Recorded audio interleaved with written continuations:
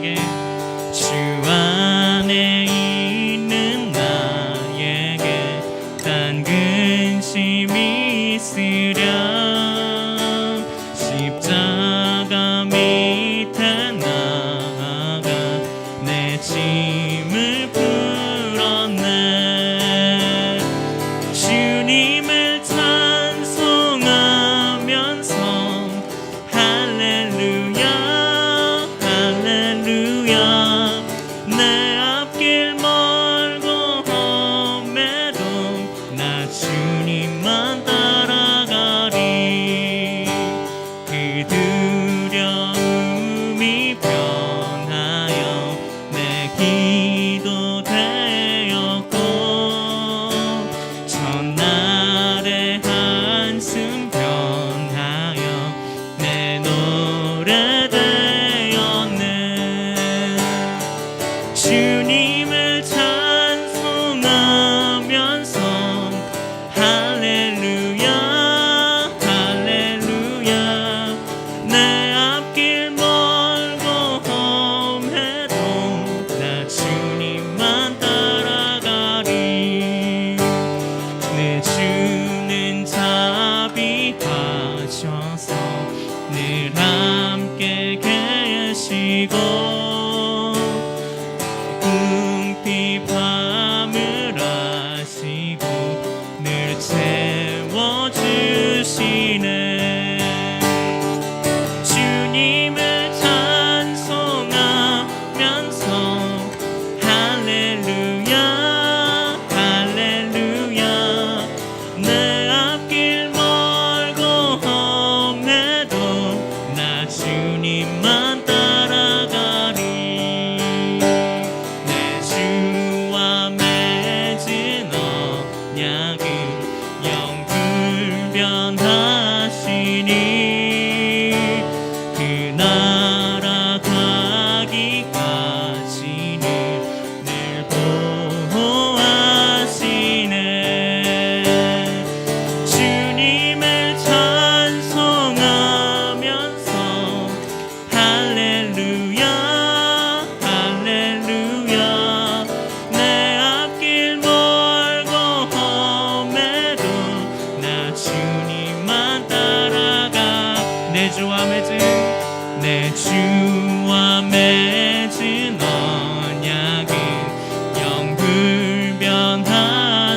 영불변하시니 그 나라 가기까지는 늘 보호하 내 주와 맺은 언약 내 주와 맺은 언약은 영불변하시니 그 나라 가기까지는 보호하시네 주님을 찬송하면서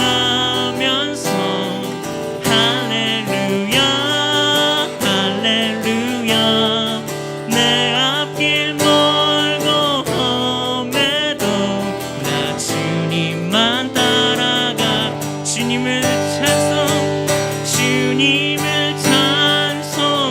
찬송하면서 할렐루야 할렐루야 내 앞길 멀고 험해도 나 주님만 따라가 주님을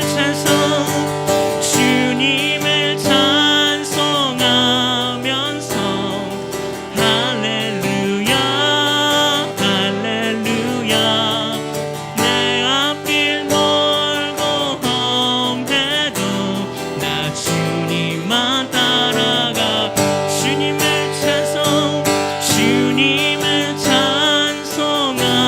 찬송하면서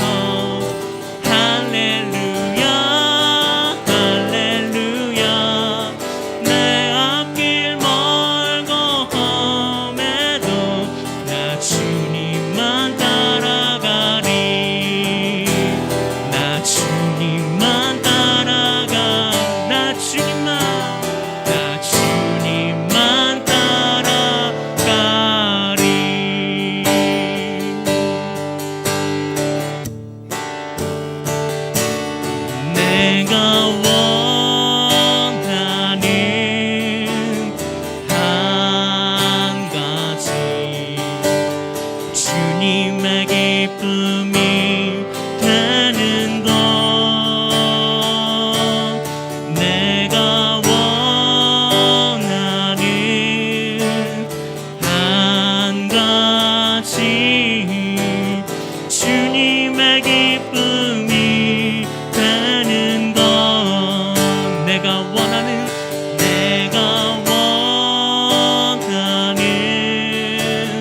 한 가지 주님의 기쁨이 되는 것 내가 원하는 한 가지 주님의 기쁨이 되는 내가 원하는 한 가지 내가 원하는 한 가지 주님의 기쁨이 되는 것 내가 원하는 한 가지 주님의 기쁨이 되는 것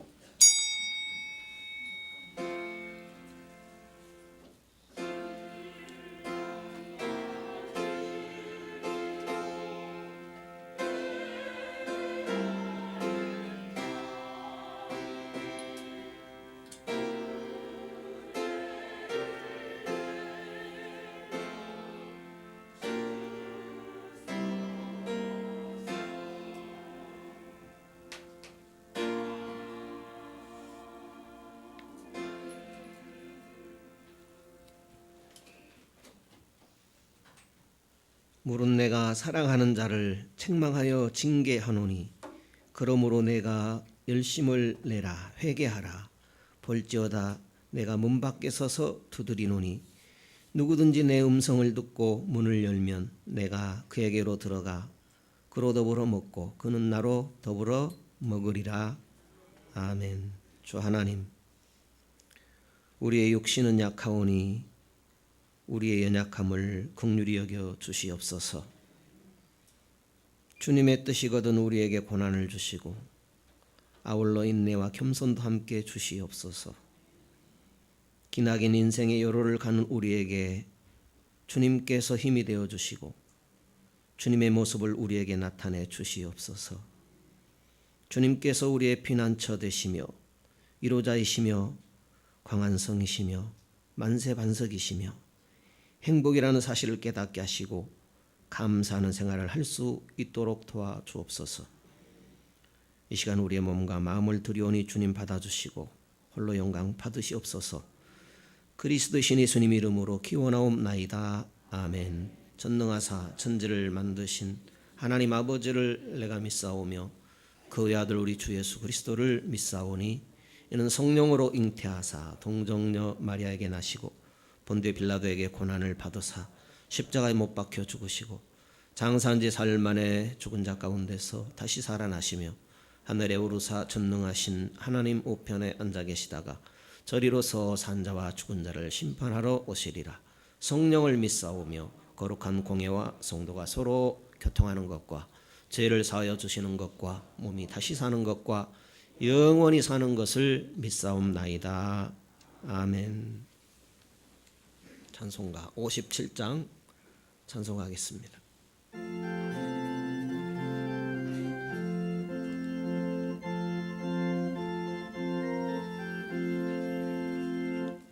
즐겁게 안식할 날 반갑고 좋은 날 내 마음을 편케 하니 즐겁고 기쁜 날 이 날에 천하 만민 다 보자 앞에서 참되 신삼위일체 거룩 다 부르네.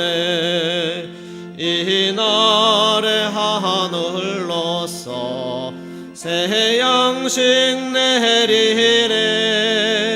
성회로 모이라고 종소리 울리네. 복음의 밝은 빛은 온 세상 비치며 또 영생물이 흘러 시원케 하시네. 이 안식 지킴으로 새 은혜 입어서 영원히 쉬는 곳에 다 올라갑시다. 성부께 찬미하고 성자와 또 성령 참되신 삼위일체 찬송할지어다. 아멘.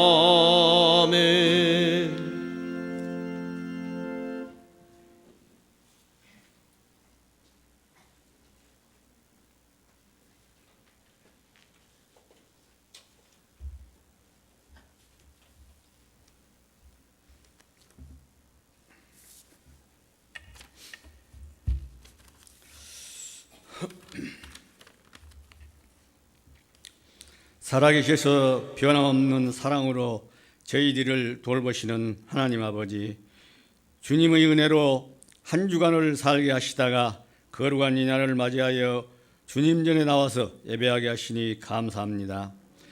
고달픈 삶으로 인하여 육신의 공고할지라도 주님의 약속하신 축복과 은혜를 기다리며 예배자의 모습으로 주님 앞에 서게 되니 저희들의 영혼은 날로 새로움을 느끼게 않을 수 없습니다. 사랑의 하나님, 지난 한 주간을 돌이켜봅니다. 삶에 부딪히는 다양한 상황 속에서도 진리의 편에 서기보다는 순간적인 편안함과 만족을 위해 거짓과 이성과 욕심을 내세운 적이 많았습니다. 주님의 뜻대로 살겠다고 다짐하면서도 늘 넘어지는 저희들을 긍휼히 여겨 주시옵소서.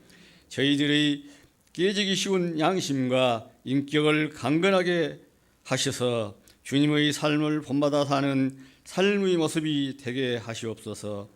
사랑의 하나님, 주님의 몸된 저희 해동교회를 오늘날까지 부하시고 부흥성장할 수 있도록 인도하여 주심을 감사합니다. 주님의 사랑과 복음을 전파하고 살아있는 교회가 되게 하시고 썩음을 막는 소금의 역할을 다하는 해동교회가 되게 하시옵소서. 사랑과 은혜를 주시는 하나님 아버지, 아직도 동장군이 기승을 부리고 있는 2월입니다. 모든 만물이 꽁꽁 얼어있는 이때에 저희들의 신앙도 얼어붙을까 두렵습니다. 성령의 불로 저희들의 심령을 뜨겁게 지펴주셔서 계절을 타지 않는 불붙은 신앙생활을 할 수 있도록 이끌어 주시옵소서. 새해를 맞이하여 각오는 새롭게 하였지만 한 달이 지난 지금의 저희들의 모습 속에서 그때나 지금이나 별반 차이점을 발견하지 못하였습니다. 저희들의 연약한 모습을 긍휼히 여겨 주셔서 힘들다 하여 주님을 섬기며 새해에 다짐했던 모든 것들을 열과 성의를 다하여 이루어 나갈 수 있도록 도와주시옵소서. 사랑의 하나님, 우리 성도들 가정과 병원에서 치료하고 직장과 사업장에서 허여 실직하는 성도들 또는 교회에 나오기를 주저하는 성도들을 보호하여 주시고 지켜 주시옵소서. 이 나라와 이 민족의 흥망성쇠를 주장하시는 전능하신 하나님 아버지, 하나님의 섭리에 의하여 다스려지는 복된 나라가 되게 하옵소서. 모든 이정자들을 붙잡으시며 정의로운 마음으로 하나로 뭉쳐지는 행복의 나라가 되게 하옵소서. 모든 인류의 소망이 되시는 주님, 전 세계에 나아가 복음을 전하는 선교사들과 그들의 가족을 지켜주시고 언어의 장벽을 뛰어넘어 복음의 열매를 풍성히 맺도록 도와주시옵소서. 오늘도 주님의 말씀을 전하실 목사님을 기억하시고 성경의 두루마기를 입혀주셔서 저희들의 얼어붙은 신앙에 불을 지피는 말씀이 되게 하여 주시옵소서. 예배를 돕는 여러 손길들을 기억하시고 저희들의 수고가 더하여질 때마다 심령으로 파고드는 주님의 따뜻한 사랑을 경험하게 하시옵소서. 예배의 시종을 주님께 의탁하오며 저희들의 심령을 늘 따뜻한 사랑으로 채워주시는 예수 그리스도의 이름으로 기도합니다. 아멘.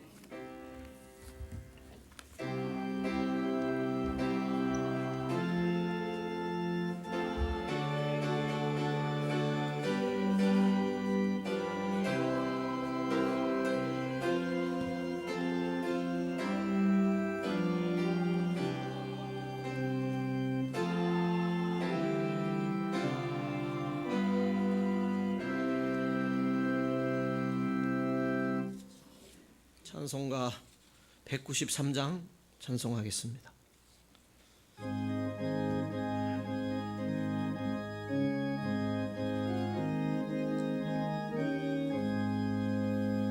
예수 십자가에 흘린 피로써 그대는 씻기어 있는가? 더러운 죄 희게 하는 능력을 그대는 참으지 하는가? 예수의 보혈로 그대는 씻기어 있는가? 마음속에 여러 가지 죄악이 깨끗이 씻기어 있는가? 주 예수와 밤낮으로 늘 함께 그대는 행동을 하는가? 아무 때나 어디든지 그대는 십자가 붙들고 있는가? 예수의 보혈로 그대는 씻기어 있는가? 마음속에 여러 가지 죄악이 깨끗이 씻기어 있는가? 주님 예수 다시 올 때 그대는 영접할 예복이 있는가? 그대 몸은 거룩한 곳 성전에 들어갈 준비가 됐는가? 예수의 보혈로 그대는 씻기어 있는가? 마음속에 여러 가지 죄악이 깨끗이 씻기어 있는가? 모든 죄에 더러워진 예복을 주 앞에 지금 다 벗어서 샘물같이 솟아나는 보혈로 눈보다 더이게 씻으라. 예수의 보혈로 그대는 씻기어 있는가? 마음속에 여러 가지 죄악이 깨끗이 씻기어 있는가? 다니엘서 4장입니다. 29절에서 37절입니다. 주보에 기록된 내용으로 봉독하겠습니다. 12달 후에 왕이 바벨론 왕궁의 옥상을 거닐다가 이렇게 으스댔다. 보아라, 내가 세운 이 위대한 바벨론을, 내 영예와 영광이 어울리는 이 왕궁을. 이 말이 그의 입 밖으로 나오자마자 하늘에서 음성이 들려왔다. 느부갓네살 왕아, 내게 내리는 판결이다. 너는 내 나라를 빼앗길 것이다. 너는 인간 사회에서 쫓겨나 짐승들과 섞여 살면서 소처럼 풀을 뜯어먹게 될 것이다. 너는 7시절 동안 이 형벌을 지고 살면서 높으신 하나님께서 인간 나라들을 다스리시며 그분께서 택하신 자에게 나라를 주어 맡기신다는 사실을 깨닫게 될 것이다. 그 말이 즉시 이루어졌다. 느부갓네살은 인간 사회에서 쫓겨나 소처럼 풀을 뜯어먹고 하늘에서 내리는 이슬을 맞으며 살았다. 머리카락은 독수리의 깃털처럼 자랐고 손톱은 매 발톱처럼 자랐다. 7년이 찼을 때 나 느부갓네살은 하늘을 올려다 보았다. 나는 제정신을 되찾았고 높으신 하나님을 찬양하고 영원하신 분께 감사하며 영광을 돌렸다. 그분의 주권적 통치는 영원하고 그분의 나라는 결코 쇠하지 않는다. 이 지상의 것들은 아무것도 아니며 하나님의 천상의 군대가 모든 것을 지탱한다. 그분이 하시는 일 아무도 막을 자 없으며 그분의 통치에 이의를 제기할 자 아무도 없다. 내가 제정신을 되찾아 위엄과 영화가 회복되었고 내 나라를 다시 빛내게 되었으며 위력자들이 다시 나를 찾아왔다. 내 나라의 왕으로 다시 세워지면서 나는 이전보다 더 강해졌다. 그래서 나는 이렇게 노래한다. 나 느부갓네살이 하늘의 왕께 찬양을 드린다. 그분이 하시는 일은 모두 참되고 그 일을 다 바르게 행하신다. 그분은 교만한 자를 겸손하게 만드는 법을 아신다. 아멘.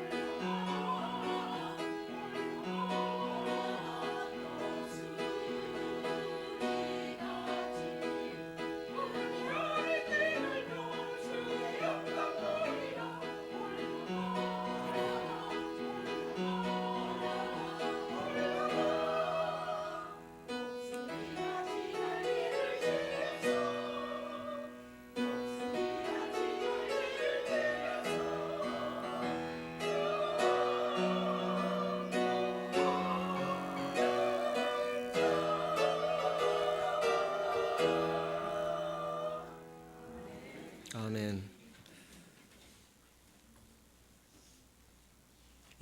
2600여 년 전에 바벨론에서 놀라운 일이 일어났습니다. 바벨론 벨모로닥 신을 섬기던 느부갓네살이 천하의 조서를 발표했습니다. 그것은 세상을 뒤집을 만한 내용이었습니다.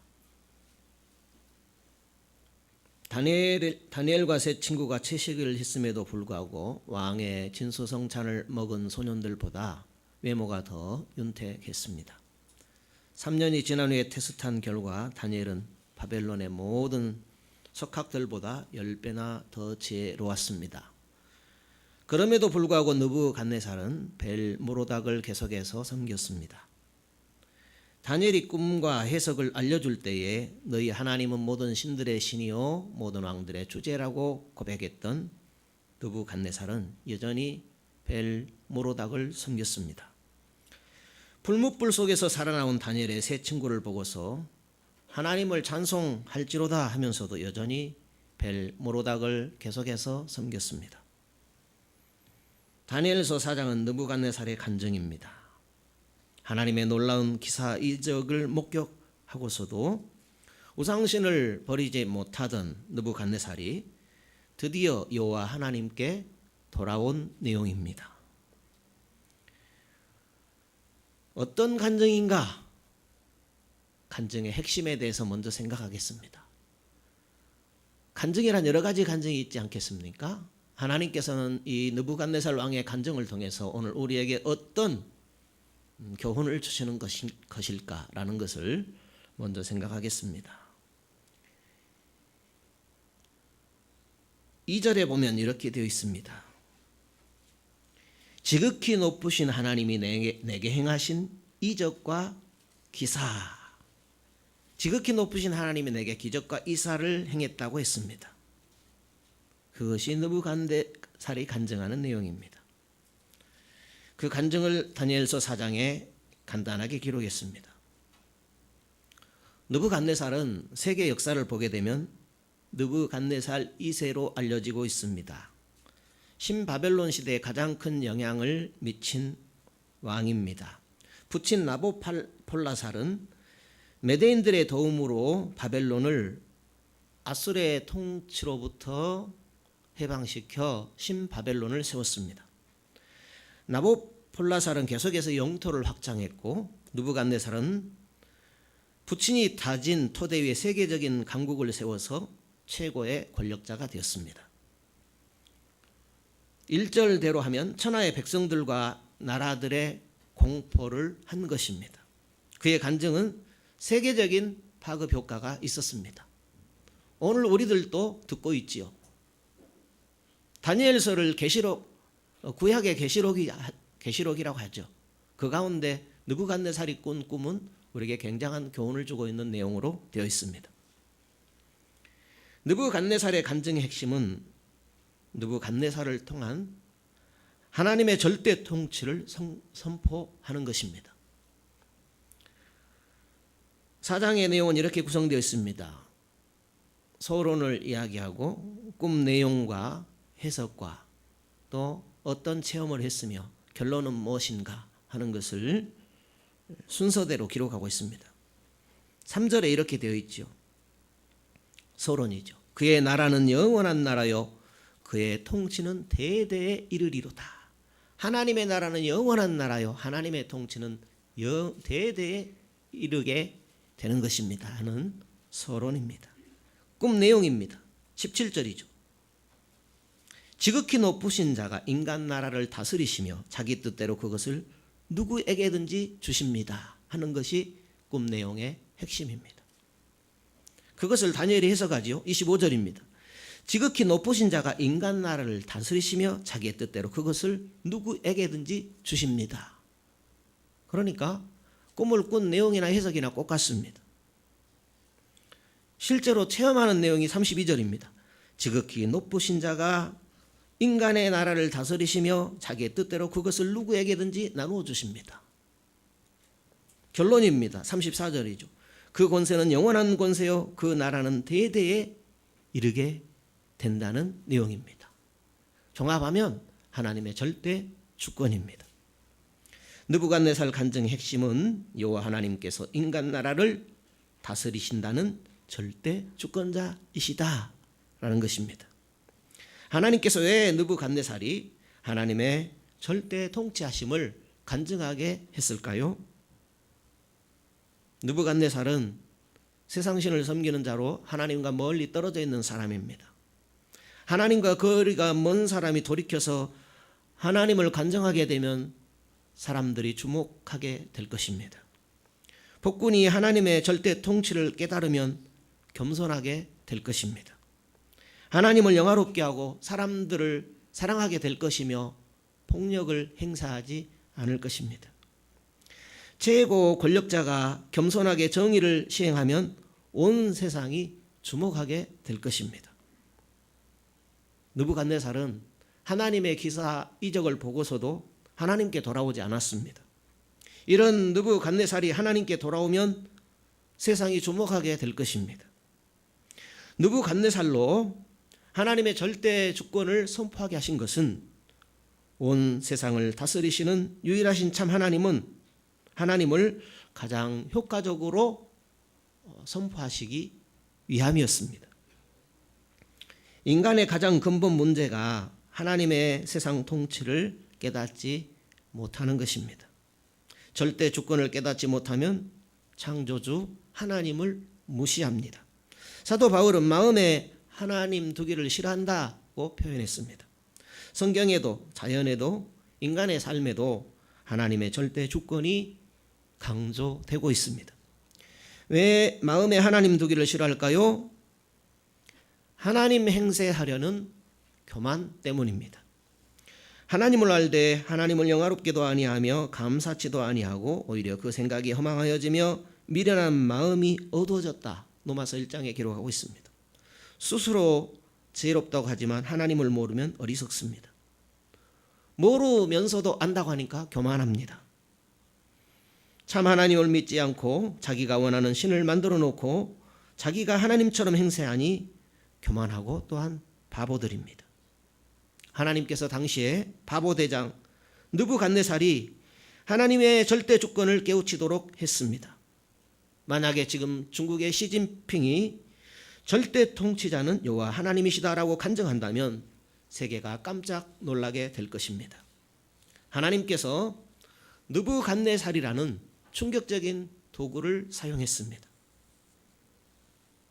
자기 말을 안 듣는다고 능지처참하고 불문불에 들어가게 하고 그런 자가 하나님 앞에 무릎을 꿇고 경배하게 되었습니다.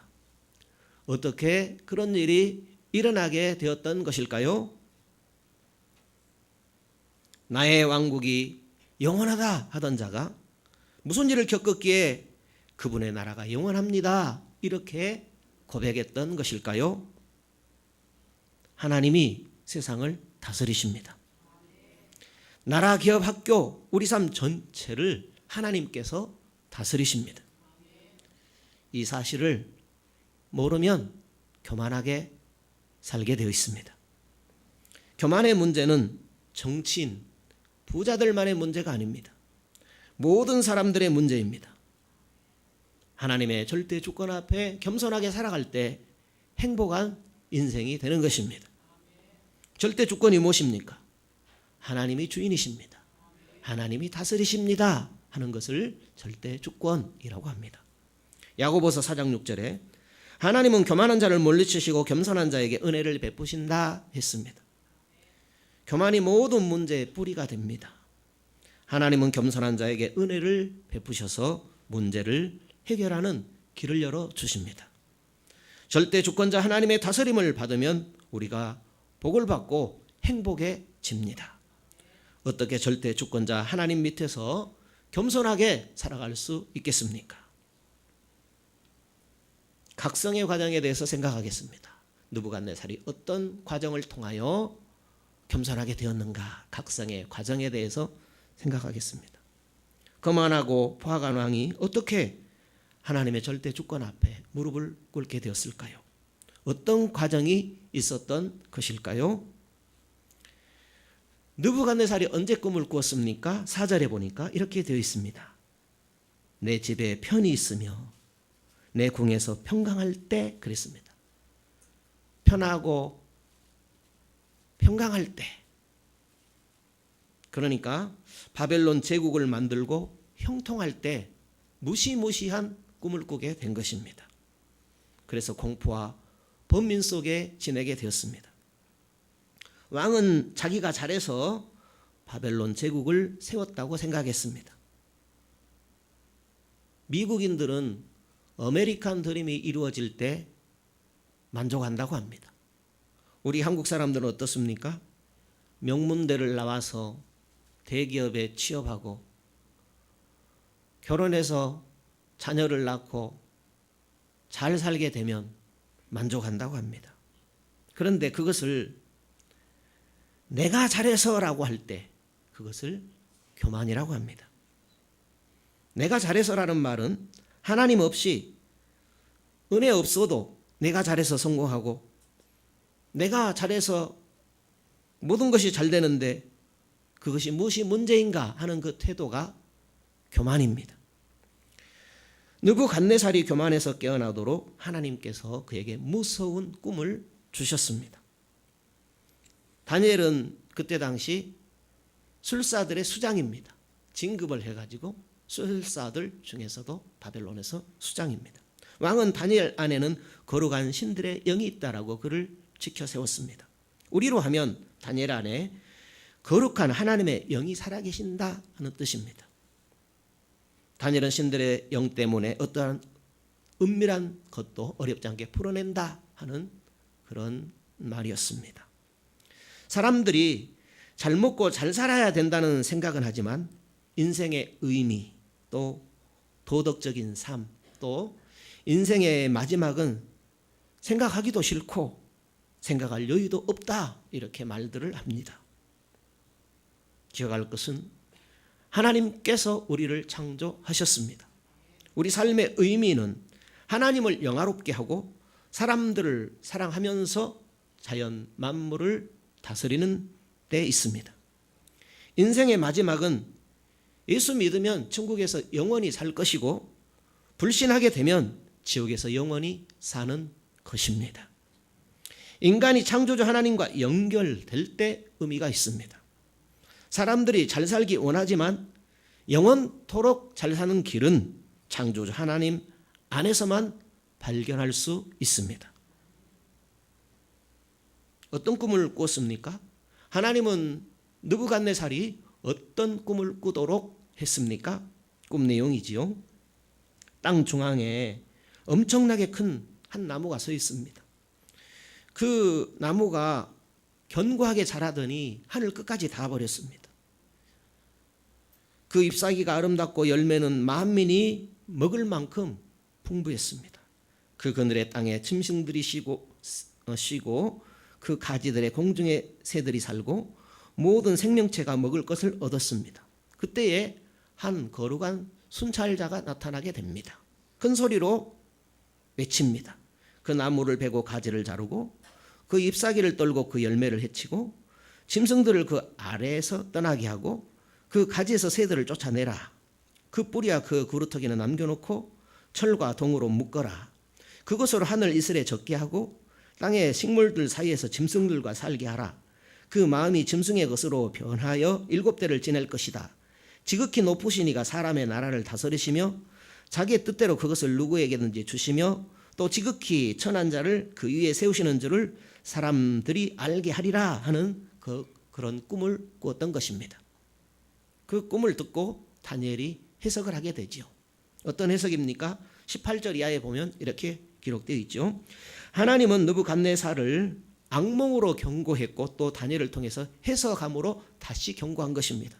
해석의 내용을 보게 되면 다니엘은 왕의 꿈의 내용을 당장 알 수 있었습니다. 매우 당황했습니다. 왜냐하면 꿈 내용을 몰라서가 아니라 그 꿈의 내용이 너무나 명확했기 때문입니다. 그 꿈이 누구를 가리키는 것인지 너무나도 명확했던 것입니다. 왕이 주저하지 말고 꿈 내용을 이야기하라고 합니다. 다니엘은 왕이 꾼 꿈이 다른 사람에게 이루어지기를 바랍니다. 이렇게 먼저 이야기하고 조심스럽게 꿈을 해석해 주었습니다. 왕이여, 이 나무는 곧 왕이십니다. 이렇게 대답을 합니다. 전에 나단 선지자가 다윗 왕에게 했던 이야기가 있지요. 양가소가 심히 많은 부자에게 손님이 찾아왔습니다. 부자는 자기 양이 아닌 옆집에 가난한 사람의 암양 새끼 한 마리뿐인데 그것을 빼앗아서 잡아버렸습니다. 옆집 가난한 사람에게 암양 새끼는 딸과 같았습니다. 다윗이 듣고 격노하자 나단 선지자가 당신이 그 사람입니다 하고 한 적이 있었습니다. 그것처럼 다니엘도 왕이 그 나무입니다 하고 대답했던 것입니다. 다니엘이 꿈을 해석합니다. 왕이 자라서 견고하여지고 창대해서 하늘에 닿았습니다. 왕의 권세가 땅끝까지 미치고 있습니다. 한 순찰자가 그 나무 뿌리와 그 그루터기를 철과 동으로 동이고 나머지는 다 잘라버리라고 한 그 꿈 기억하시죠? 또 그것이 들짐승과 7대를 지내리라고 한 대목도 기억하시죠? 왕이 사람들에게 쫓겨나서 7년 동안 야수들과 함께 살면서 풀을 먹고 하늘 이슬에 젖게 될 것입니다. 지극히 높으신 분이 인간 나라를 다스리시며 자기 뜻대로 그것을 누구에게든지 주시는 줄 아실 때까지 그렇게 될 것입니다. 그 나무 뿌리와 그루터기를 남겨두라고 하신 것은 하나님이 다스리신 줄을 아신 후에야 왕의 나라가 견고하게 될 것입니다 하는 그런 꿈입니다 하고 꿈을 해석해 주었던 것입니다. 27절이죠. 27절 같이 읽어볼까요? 다니엘서 4장 27절입니다. 읽어보시죠. 그런즉 왕이여 나의 가난한 것을 받으시고 공의를 행함으로 죄를 속하시고 가난한 자를 긍휼히 여김으로 죄악을 속하소서. 그리하시면 왕의 평안함이 혹시 장구하리이다 하였느니라 했습니다. 왕이여 내가 가난한 아래는 이 말을 받으시고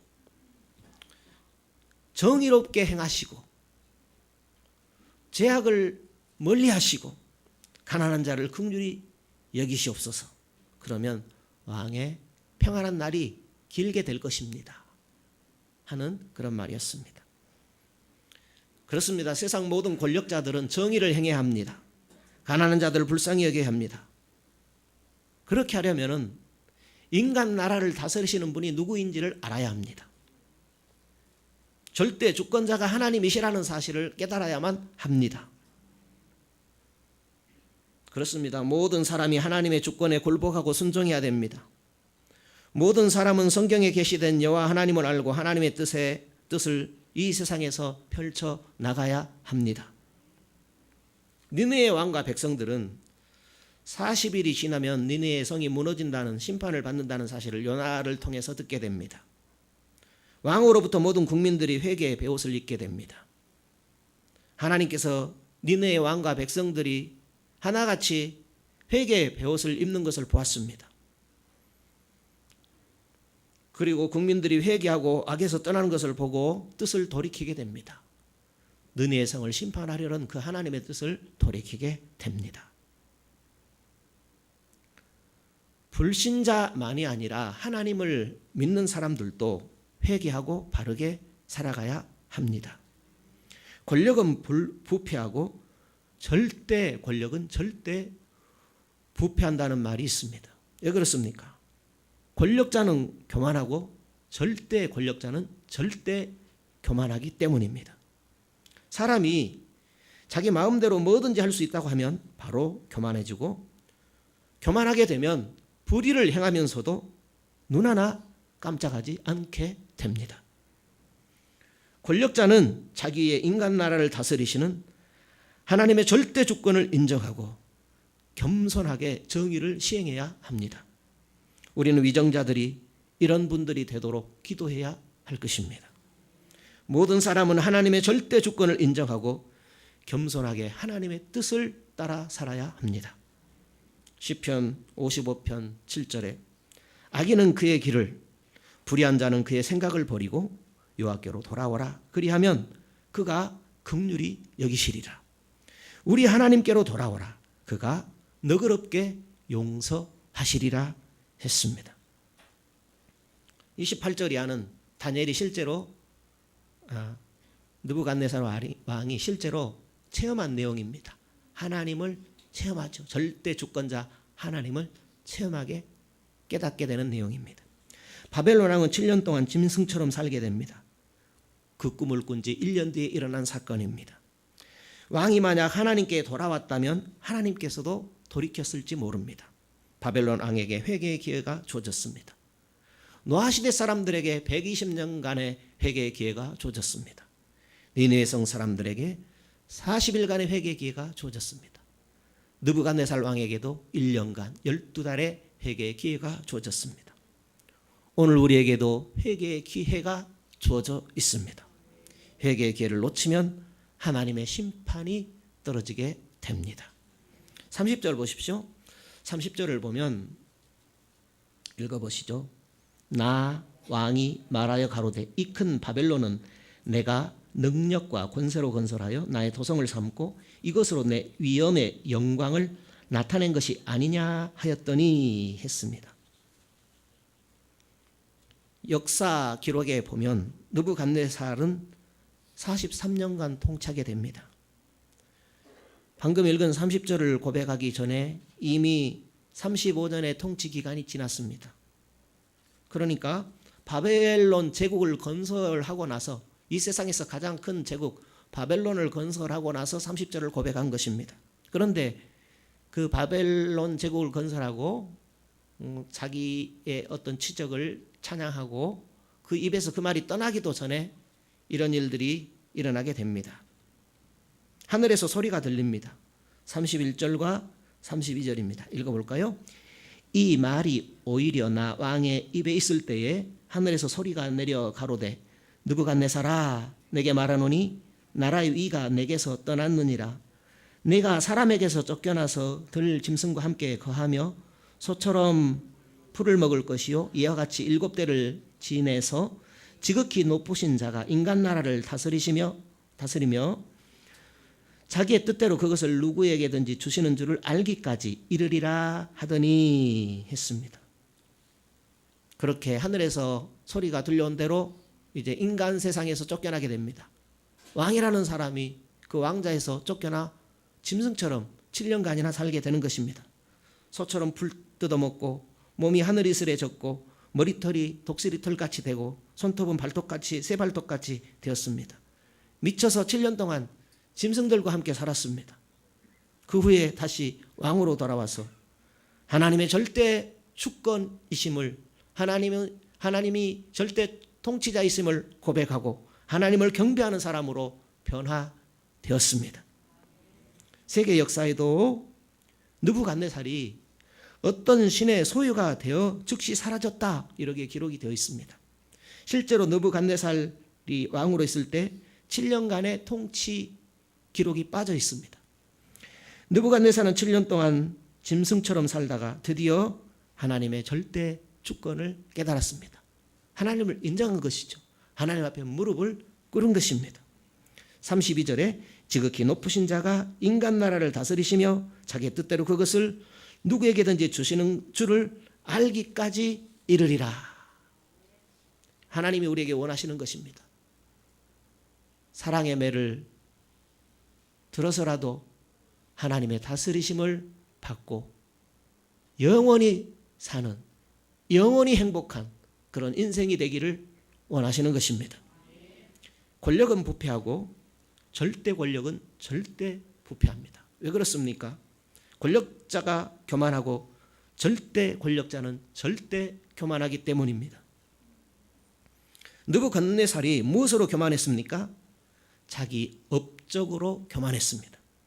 지금 자기 업적 문화 세상입니다. 무슨 말입니까? 좋은 대학, 좋은 직장, 이상 배우자 다 자기 업적을 쌓는 것입니다. 나쁜 것이 아니죠.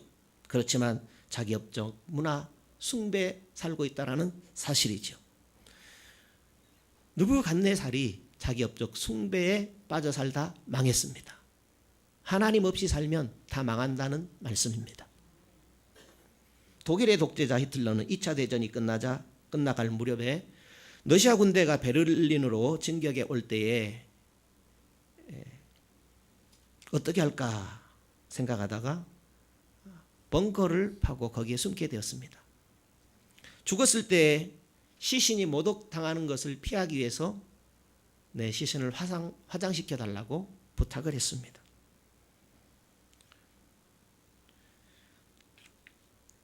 히틀러는 그런 명령을 한 후에 연인과 함께 벙커 굴로 들어가서 자기의 관자놀이에 총을 대고 자살을 했습니다.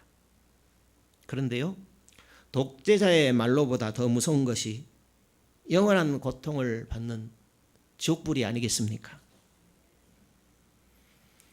비참한 말로와 지옥불 형벌을 당하기 전에 지극히 높으신 분이 하나님 지극히 높으신 분이 인간 세상을 다스리신다.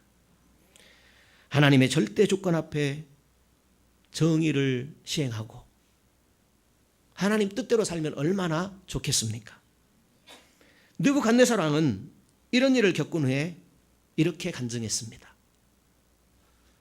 34절입니다. 34절 쭉 읽어볼까요? 34절입니다. 그 기한이 참에 나 느부갓네살이 하늘을 우러러 보았더니 내 총명이 다시 내게로 돌아온지라. 이에 내가 지극히 높으신 자에게 감사하며 영생하시는 자를 찬양하고 존경하였노니 그 권세는 영원한 권세요 그 나라는 대대에 이르리로다. 땅의 모든 거민을 없는 것 같이 여기시며 하늘의 군대에게든지 땅의 거민에게든지 그는 자기 뜻대로 행하시나니 누가 그의 손을 금하든지 혹시 이르기를 내가 무엇을 하느냐 할 자가 없도다. 그 동시에 내 총명이 내게로 돌아왔고 또 내 나라 영광에 대하여도 내 위엄과 광명이 내게로 돌아왔고 또 나의 모사들과 관원들이 내게 조회하니 내가 내 나라에서 다시 세움을 입고 또 지극한 위세가 내게 더하였느니라. 그러므로 지금 나 느부갓네살이 하늘의 왕을 찬양하며 칭송하며 존경하노니 그의 일이 다 진실하고 그의 행하심이 의로우심으로 무릇 교만하게 행하는 자를 그가 능히 낮추심이니라. 느부갓네살은 지극히 높으신 분이 인간 세상을 다스린다라는 사실을 이제서야 깨닫게 된 것입니다. 짐승처럼 고통을 받는 그런 과정을 겪은 후에야 하나님의 절대 주권을 인정하게 된 것입니다. 하나님을 향해서 뭘 하십니까? 지금 뭐 하십니까? 이렇게 항의할 자가 없다라는 것입니다. 성도 여러분, 하나님 당신 뭐 하십니까? 할 인간이 이 세상에 누구 있겠습니까? 하나님의 권세는 영원한 권세입니다. 하나님의 나라는 대대에 이르는 진리입니다. 느부갓네살이 겸손하게 하늘을 우러러 볼 때에 왕으로 회복되는 은혜를 입었습니다. 하나님의 절대 주권을 모든 나라, 모든 백성에게 간증했습니다. 그것이 왕의 조서입니다. 여호와 하나님을 제대로 깨달았습니다. 영원하시고 전능하시고 불변하시고 탁월하시고 진실하시고 공의로우시고 자비로우시고 은혜로우신 여호와 하나님이 세상의 유일한 희망이다. 최후 심판을 면하는 유일한 길이다. 나 느부갓네살은 하늘의 왕을 찬양하며 칭송하며 경배하노니 그의 일이 다 진실하고 그의 행하심이 의로우심으로 교만하게 행하는 자를 그가 능히 낮추신다 하는 이런 고백을 했습니다. 이 하나님을 우리가 어떻게 현실 생활에서 절대 주권자로 모시고 살아갈 수 있겠습니까? 하나님은 절대 통치자이십니다.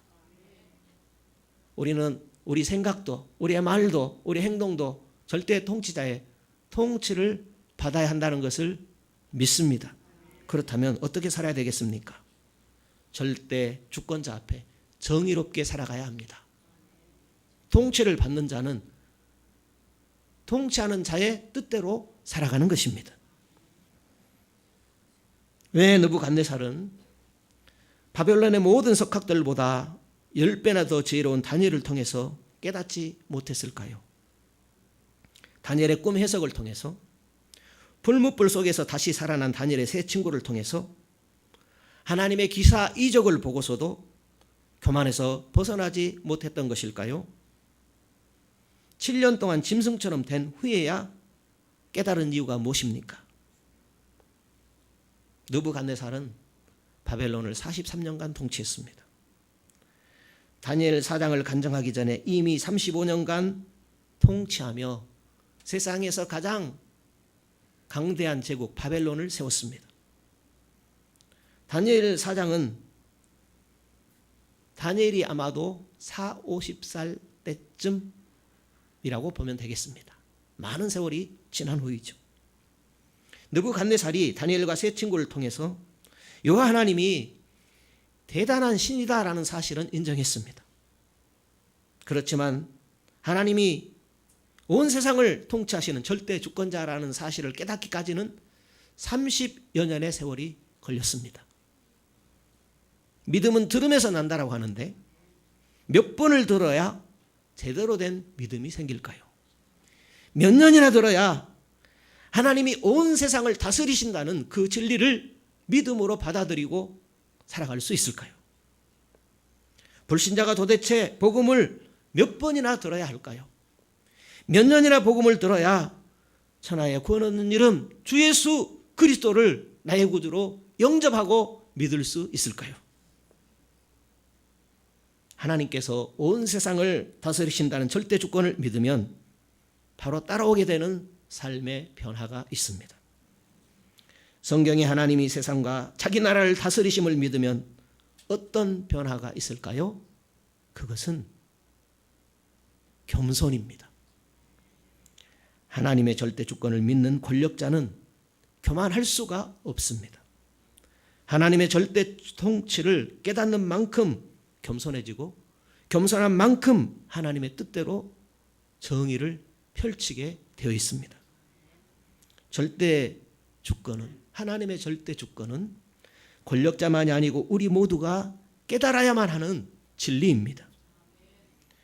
하나님께서 나의 삶을 통치하시는 것을 믿으면 누구나 겸손해집니다. 하나님의 절대 통치를 믿으면 바로 겸손해져서 하나님의 뜻대로 살아야 되겠다는 결단을 하게 됩니다. 우리가 하나님의 절대 주권을 인정하는 만큼 겸손해지고 겸손한 만큼 하나님을 신뢰하고 순종하게 됩니다. 최고 권력자 대부분이 하나님의 절대 통치하심을 깨닫지 못하고 죽게 됩니다. 느부갓네살은 하나님의 절대 주권을 깨닫고 믿게 되는 은총을 입었지요. 대부분 깨닫지 못하고 생을 마감하게 됩니다. 하나님의 절대 주권을 죽을 때까지 깨닫지 못하고 지옥에 가는 사람들, 권력자만이 아니라 대부분의 사람들이 아닐까요? 왜 대부분의 사람들이 하나님의 절대 주권을 깨닫지 못하는 것일까요? 교만하기 때문입니다. 요즘 주일 저녁마다 신론을 공부합니다. 다른 말로는 하나님에 대하여 성경이 뭐라고 말씀하시는가 하는 내용입니다. 절대 하나님의 통치, 절대 하나님의 주권에 대한 그런 내용입니다.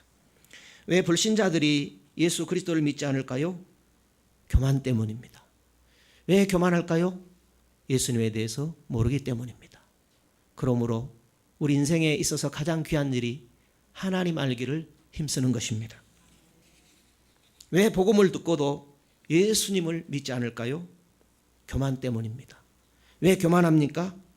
절대 주권자 예수 그리스도를 모르기 때문입니다. 예수님은 살아계십니다. 지금도 살아서 온 세상을 다스리시는 만왕의 왕이요 만주의 주이십니다. 아담이 하나님처럼 되고자 하는 교만 때문에 죄를 지었습니다. 아담이 하나님 자리에 오르려다가 죄를 짓고 타락함으로 세상의 모든 불행과 고통이 오게 되었습니다. 인간은 이렇게 교만하고 어리석습니다. 그런데요, 교만이 깨어질 만큼 깨어졌는데도 아직도 저 느부갓네살처럼 7년 동안 짐승이 되기 전까지 돌이키지 않았잖아요. 느부갓네살처럼 깨어짐에도 불구하고 돌아서지 않는다면 얼마나 더 깨어져야 하겠습니까? 느부갓네살처럼 7년 동안 짐승이 되어서 살아봐야 할까요? 하나님을 구하고 찾게 되면 그분이 다스리시는 그분이 온 세상의 주인이라는 사실을 깨달을 수 있습니다. 깨달음이란 하나님의 뜻대로 겸손하게 바르게 살아가는 것을 말합니다. 하나님의 절대 주권을 깨닫고 겸손하고 바르게 사는 것이 가장 큰 지혜입니다. 화상을 입은 후에 불은 위험하다 깨닫는 것은 이미 늦지요. 불에 데이기 전에 위험성을 깨닫고 조심하는 것이 제롭습니다. 하나님의 절대 주권을 깨닫지 못하고 살다가 짐승처럼 되는 것보다 먼저 하나님의 절대 주권을 깨닫고 겸손하게 살아가는 것이 지혜로운 길일 것입니다. 야고보서 4장 6절에 하나님이 교만한 자를 물리치시고 겸손한 자에게 은혜를 베푸신다고 했습니다. 욥기서 40장 11절에 교만한 자를 발견하여 모두 낮추시는 하나님이라고 했습니다. 하나님은 교만한 자를 모두 낮추신다 그랬습니다. 무슨 말이죠? 하나님은 교만한 자를 몽땅 낮추신 것이 아니라 각기 낮추신다는 말입니다. 절대 주권자 하나님 앞에 평생 납작 엎드려 겸손하게 살아가야 할 이유가 됩니다. 하나님께서 우리를 다스리실 때 예수님을 통해서 다스리십니다. 예수님은 우리를 위하여 사시고 죽으시고 부활하셨습니다. 예수님을 본 사람은 하나님을 보았다고 했습니다. 하나님은 어떤 분이신가? 예수님이 나타내셨습니다. 하나님께서 우리를 다스리실 때 예수님을 통해서 다스리십니다. 우리가 가장 잘 되도록 다스리십니다. 그러니까 주님의 다스리심을 받으면 가장 잘 되게 되는 것입니다. 우리는 늘 예수님 안에서 하나님의 절대 주권을 인정하고 겸손하게 하나님의 다스리심을 받으십시다. 시편 2편 10절 이하에 군왕들아 너희는 지혜를 얻으며 세상의 관원들아 너희는 교훈을 받을지어다. 여호와를 경외함으로 섬기고 떨며 즐거워할지어다. 그의 아들에게 입맞추라. 그렇지 아니하면 진노하심으로 너희가 길에서 망하리니 그의 진노가 급하심이라. 여호와께 피하는 모든 사람은 다 복이 있도다 했습니다. 세상의 문제가 무엇입니까? 절대 주권자, 절대 통치자 하나님을 거역하고 있습니다. 하나님을 거절하는 것이 항상 문제입니다. 모든 문제 해결책이 하나님의 절대 주권 아래서 살아가는 것입니다. 그리스도를 믿고 겸손하게 그분을 따르는데 우리의 모든 인생의 문제의 해결이 있습니다. 그리스도는 유일한 구세주십니다. 세상 문제 유일한 해결자이십니다. 세상에 변화를 주시는 유일한 희망이 예수 그리스도이십니다. 하나님은 세계 만국 만민을 다스리십니다. 하나님은 우주와 인간 세계의 절대 통치자이십니다. 하나님의 뜻대로 사는 일에 우리 인생을 걸어야만 합니다. 내 인생을 하나님께 걸어야만 하는 것입니다. 세상은 나의 왕국 세우기입니다. 나의 왕국을 세우려고 세상은 혈안이 되어 있습니다. 성도 여러분, 나의 왕국 세우는 욕망과 하나님 나라를 세우겠다는 신앙 사이에서 혹 갈등하지 않으십니까? 예수님과 늘 동행하시며 하나님 나라에 초점을 맞추고 하나님의 절대 주권을 인정하고 겸손하게 순종하는 일에 최우선을 둬야 할 줄로 믿습니다. 하나님의 사랑의 채찍을 맞아 짐승처럼 되기 전에 하나님께 돌이키는 것이 지혜로운 길이 아니겠습니까?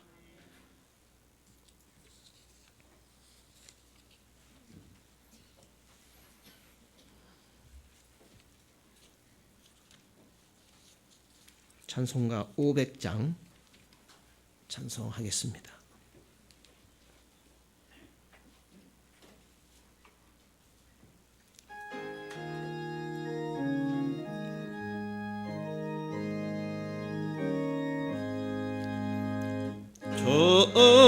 성에는 더 기쁨 없도다. 우리 박수 치시며 빠르게 하신 주늘 계시옵소서. 기쁘고 기쁘도다 항상 기쁘도다. 나 주께 왔사오니 복 주옵소서. 나 주께 왔으니 복 주시옵소서. 주 함께 계시면 큰 시험이기네. 기쁘고 기쁘도다 항상 기쁘도다. 나 주께 왔사오니 복주옵소서. 주 떠나가시면 내 생명 헛되네. 즐겁고 슬플 때 늘 계시옵소서. 기쁘고 기쁘도다 항상 기쁘도다. 나 주께 왔사오니 복주옵소서. 그 귀한 언약을 이루어 주시고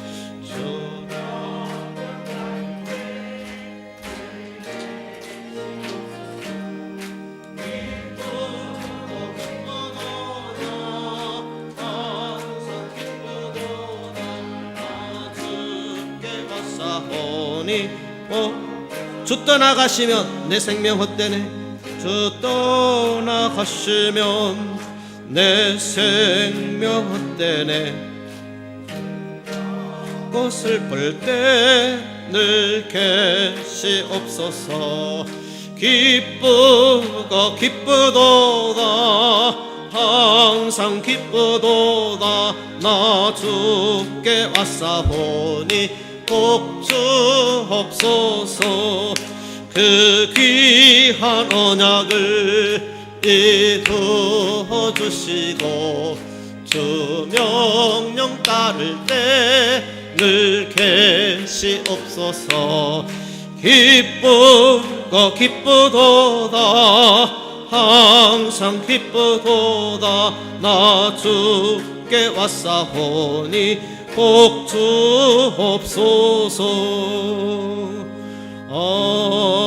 아멘. 주일헌금 드립니다. 선교예배 드립니다. 구역에서 헌금 드립니다. 김행주 성도님 1천 번제 드립니다.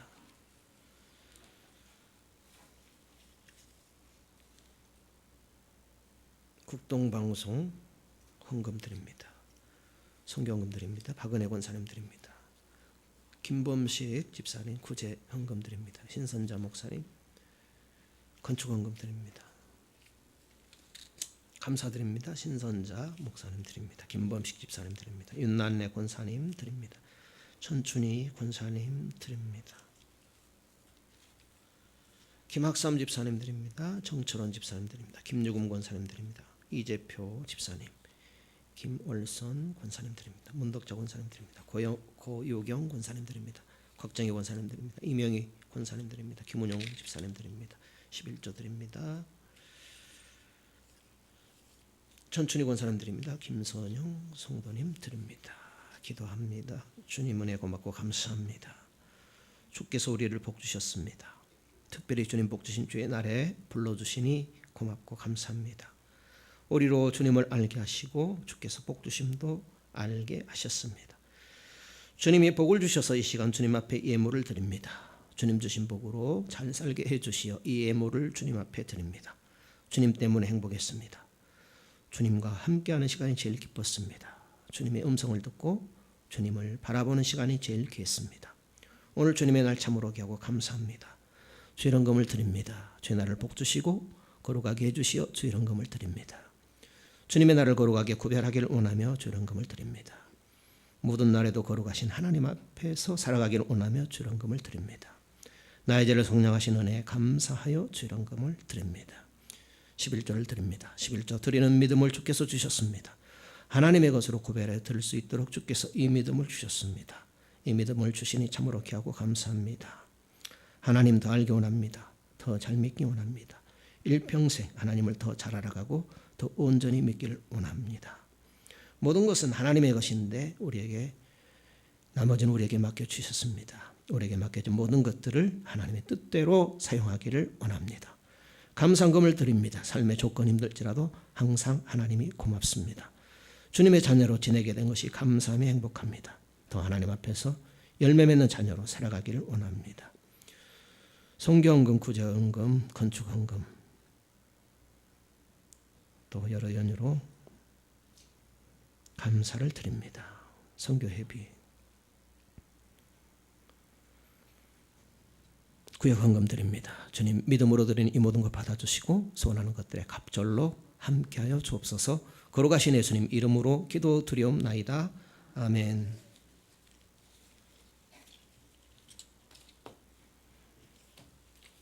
주보교회 소식란 참조하시면 되겠습니다. 네, 금요일 날 금요 기도회 시행하고 있습니다. 위에서 기도해 주시면 감사하겠습니다. 우리 다 같이 일어서셔서 가서 제자 삼으라 찬양하겠습니다.